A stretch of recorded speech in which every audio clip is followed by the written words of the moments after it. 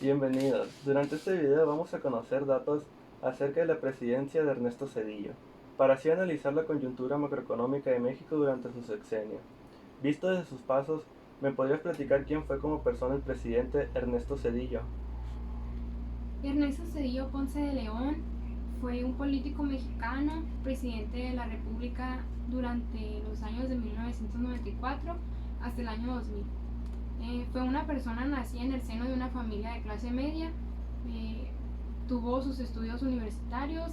Estos fueron en la Escuela Superior de Economía, en el Instituto Politécnico Nacional y en las universidades del Reino Unido, Colorado y Yale en Estados Unidos. En esta última universidad, él obtuvo un doctorado por una tesis sobre la deuda externa económica mexicana. Fue una persona en el rubro político que se afilió desde 1971 para el Partido Revolucionario Institucional, mejor conocido como el PRI. En el año de 1987 fue designado subsecretario del Control Presupuestal y defendió la situación para la aplicación de un riguroso plan para combatir todo aspecto sobre la inflación. También fue nombrado secretario de la Educación en el gabinete de Carlos Salinas de Gortari y abandonó el cargo en el año de 1994 para dirigir una campaña para ser presidente representando al PRI.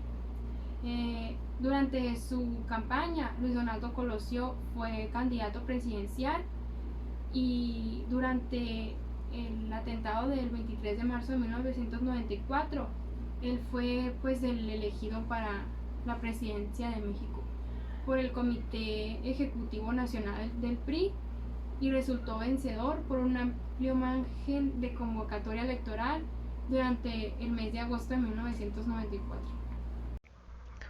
¿Con qué información estadística se destacó el sexenio de Ernesto Zedillo y cómo se transformaron las variables de la macroeconomía durante su presidencia?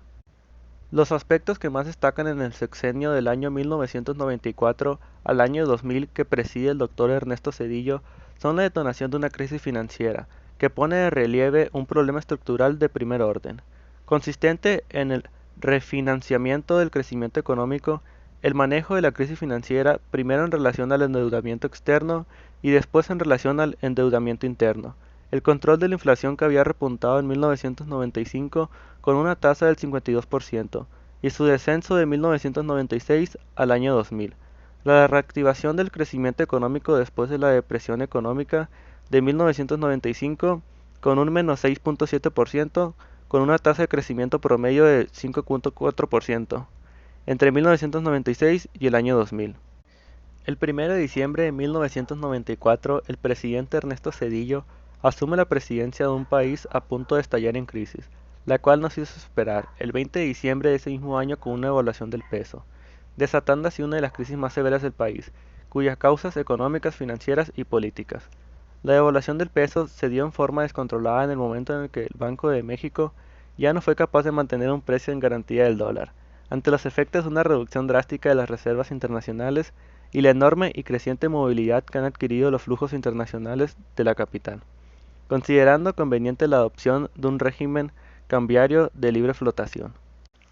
Durante 1996 y 1997, la depreciación del tipo de cambio fue mucho menor, siendo del 2.73% y 2.96%, ya que el tipo de cambio en esos años fue de 7.85 y 8.08 pesos por dólar, debido al aumento del nivel de reservas internacionales, mayor entrada de capitales y el superávit generado en balanza comercial y cuenta corriente.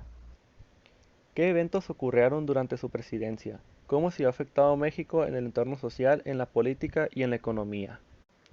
Luego de tomar el cargo como presidente de la República, Zedillo se enfrentó al legado de Salinas, una crisis financiera inmediata, la más severa de la década con repercusiones internacionales. Los inversionistas extranjeros y nacionales perdieron la confianza de un peso sobrevalorado, provocando en pocas semanas la caída de su valor en más de un 40% frente al dólar, causando quiebras de miles de compañías, desempleo y que muchos deudores se vieran impedidos de pagar sus deudas. Además de por si fuera poco, un nuevo movimiento revolucionario, el de los zapatistas, surgido en el estado de Chiapas el 1 de enero de 1994, y que durante los meses finales de la presidencia de Salinas de Gortari comienzan a desequilibrar la paz social. Para salir a flote de la situación, el gobierno federal aplicó la FOBAPROA para absorber las deudas ante los bancos, capitalizar el sistema financiero y garantizar el dinero de los ahorradores. Los pasivos de FOBAPROA ascendieron a 552 mil millones de dólares, por concepto de cartera vencida que canjeó por pagarés ante el Banco de México. Dicho monto equivale al 40% del Producto Interno Bruto de 1997, a las 2/3 partes del presupuesto de egresos para 1998, y el doble de la deuda pública interna. Durante su gobierno tuvieron lugar las masacres del Actial en Chiapas y de Aguas Blancas en Guerrero. En ambos casos la impunidad reinó y los culpables, de quienes se sospecha fuertemente que eran funcionarios del gobierno, nunca fueron llevados a prisión. ¿Cómo ha evolucionado México a comparación del periodo presidencial de Ernesto Zedillo? Durante el cuarto trimestre del 2021, la economía mexicana registró nuevamente una tasa de variación interanual positiva del 1.62%. El PIB mexicano alcanzó un crecimiento interanual del 1.62%. El índice de actividad industrial registró en su cuarto trimestre del 2021 una deceleración, hasta registrar una tasa del 6.15%. En cuanto al mercado de trabajo, la tasa de desempleo decreció respecto al tercer trimestre del año, registrando un 3.91%. La divisa mexicana registró durante el cuarto trimestre del año 2021 una depreciación frente al dólar estadounidense, situándose en un tipo de cambio medio de 20.75 pesos por dólar. Y por último tenemos que la inflación presentó una tasa del 6.99% en el cuarto trimestre del año 2021.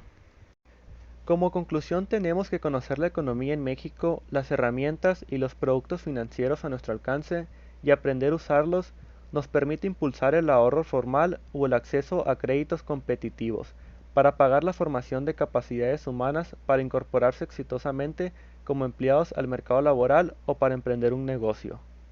De esta manera, el manejo adecuado de nuestras finanzas personales y el fomento de las habilidades respectivas para ser emprendedores exitosos se aporta indirectamente al fortalecimiento de la economía en México. Así, las ventajas de la educación financiera van más allá de los beneficios a las personas o a las empresas.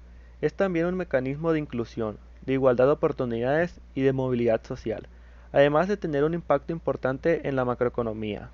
Es por esta importancia de la educación financiera para la economía que la misma ya es un proyecto prioritario para muchas naciones.